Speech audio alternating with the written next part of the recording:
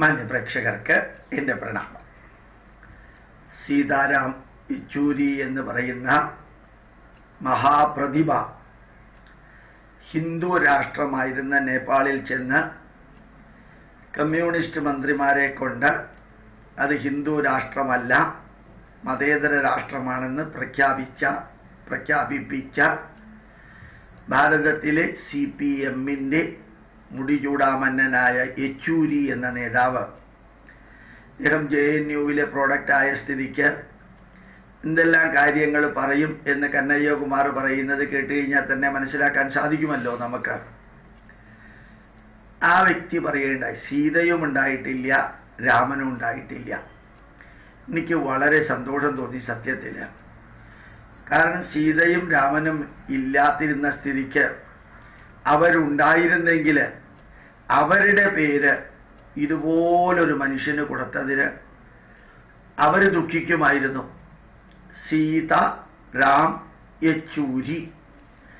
ആ സീതയും രാമനും ചേർന്നൊരു പേര്, അറിഞ്ഞോ അറിയാതെയോ ഇദ്ദേഹത്തിന് ജന്മം നൽകിയ അച്ഛനമ്മമാര് അറിഞ്ഞോ അറിയാതെയോ കൊടുത്ത പേരാണ് സീത പ്ലസ് റാം, സീതാറാം യെച്ചൂരി എന്ന്. ഇങ്ങനെ ഒരു വ്യക്തിക്ക് ഈ നാടിന്റെ പൈതൃകത്തെ മുഴുവനും അവഹേളിക്കുക, ഏത് നന്മകൾക്കും എതിരെ മുദ്രാവാക്യം വിളിക്കുക, അവരവർ ചെയ്തത് മാത്രം ശരി, മറ്റാരെന്ത് ചെയ്താലും തെറ്റ് എന്ന് പറയുന്നതാണ് ടോളറൻസ് എന്ന് വ്യാഖ്യാനിക്കുക.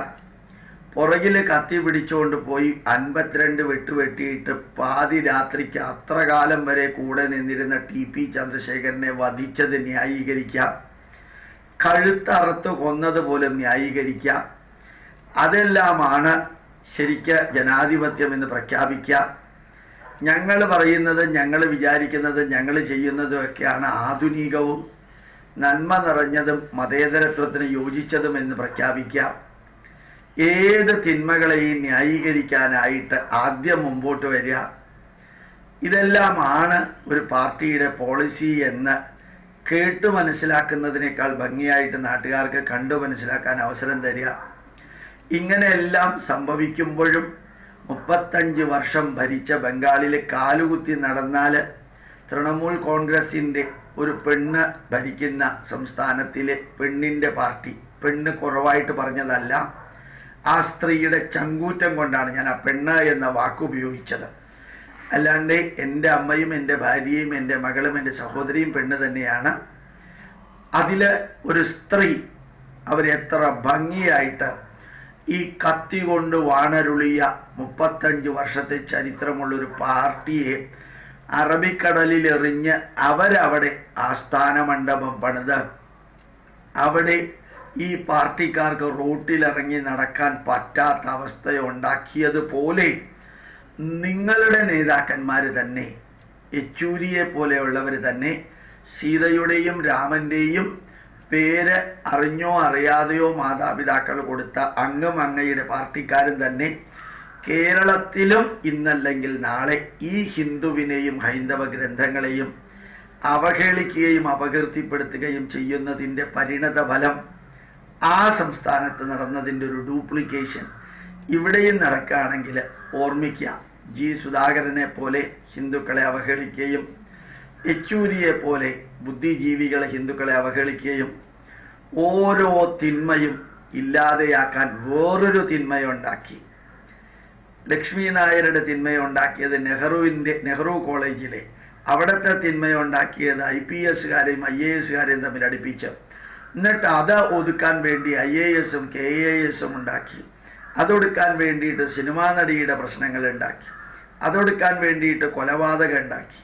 അങ്ങനെ ഒന്നിനു ശേഷം ഒന്നായിട്ട് ഓരോന്നും ഇല്ലാതെയാക്കാൻ പുതിയതുണ്ടാക്കുക എന്ന വൈരുദ്ധ്യാധിഷ്ഠിത അവസരവാദത്തിലൂടെ മുമ്പോട്ട് പോകുന്ന ഒരു സംസ്ഥാനത്തിനകത്ത് സീതയെയും രാമനെയും ബഹുമാനിക്കുന്നവരുണ്ട്.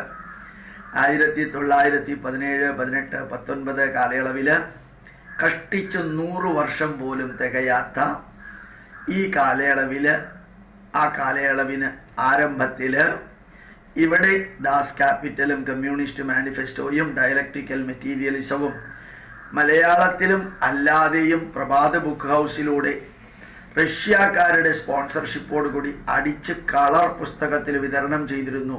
2 രൂപ, 3 രൂപ, 5 രൂപയ്ക്ക് വിതരണം ചെയ്തിരുന്നു പ്രഭാത് ബുക്ക് സ്റ്റാളിലൂടെ.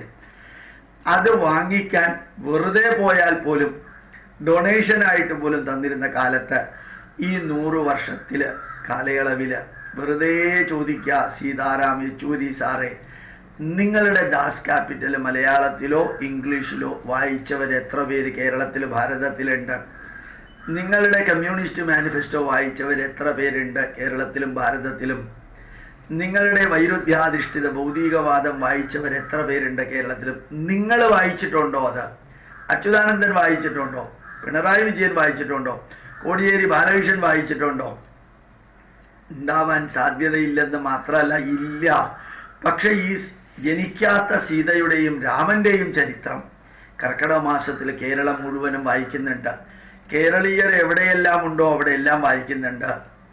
അതുപോലെ തന്നെ തുളസീദാസൻ എഴുതിയ രാമചരിത മാനസം, ഖമ്പറുടെ രാമായണം, അതുപോലെ എഴുതാനും വായിക്കാനും അറിയാത്ത ആശാരി കുടുംബത്തിൽ ജനിച്ച ഒരു സ്ത്രീ എഴുതിയ രാമായണം, അത് ആന്ധ്രാപ്രദേശിലും ഖമ്പറുടേത് തമിഴ്നാട്ടിലും.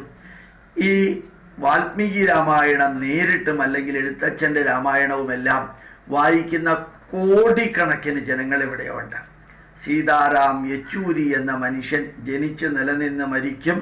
പക്ഷേ രാമനും സീതയും ജനിച്ച് നിലനിൽക്കും.